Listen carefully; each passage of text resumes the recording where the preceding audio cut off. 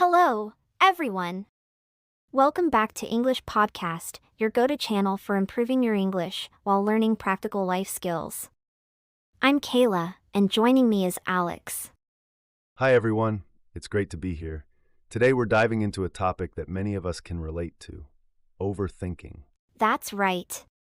Overthinking is when we spend too much time stuck in our own thoughts, analyzing, worrying, or imagining every possible outcome. And let's be honest, who hasn't been there?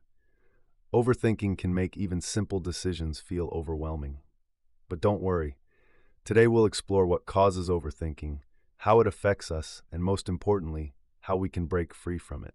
Plus, we'll share useful English phrases related to overthinking so you can express yourself better when talking about this topic. So grab a cup of tea, sit back, and let's tackle this together.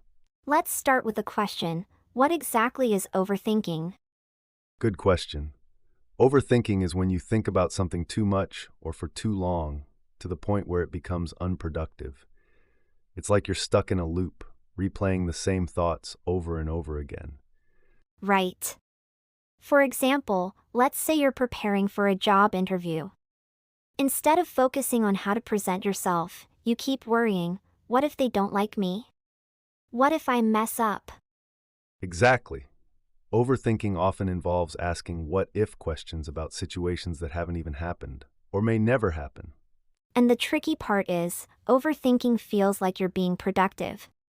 You think, if I just analyze this a little more, I'll figure it out. But in reality, you're just exhausting yourself. Totally.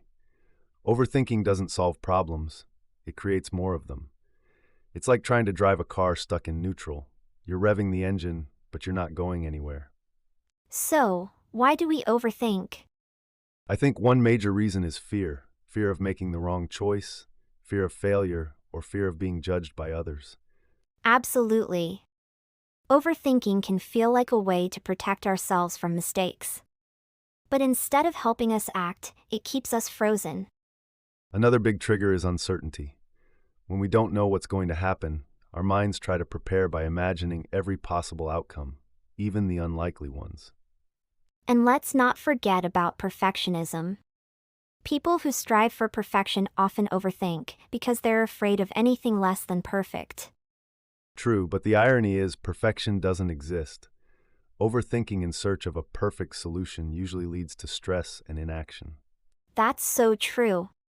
And in today's world, where we're constantly bombarded with information, it's easy to overthink. We have so many options, so much advice, and so many voices in our heads, it's overwhelming. Overthinking isn't just mentally exhausting, it can also take a toll on your physical health. Yes. When we overthink, our bodies often go into stress mode. This can lead to headaches, muscle tension, and even trouble sleeping. And don't forget about decision fatigue. The more you overthink, the harder it becomes to make decisions, even small ones like what to eat for dinner.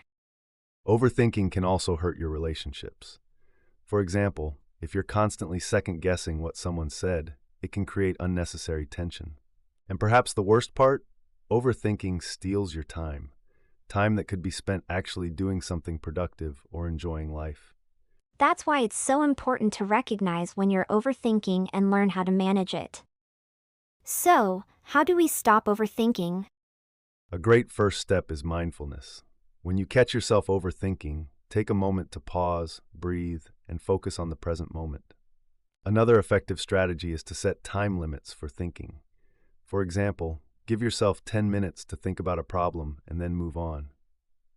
That's such a good tip. Writing things down can also help. When you put your thoughts on paper, they often seem less overwhelming.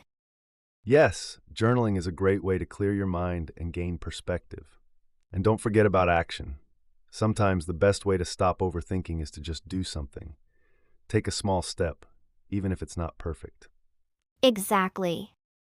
Action leads to clarity, and clarity breaks the cycle of overthinking.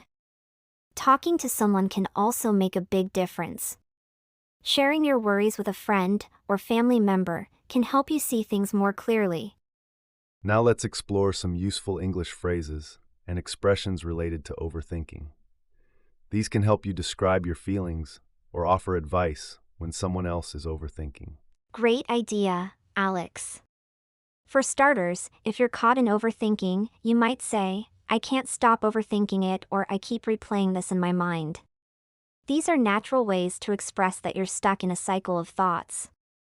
Another common phrase is, I'm overanalyzing this. It's when you're breaking down a situation or decision too much, often unnecessarily.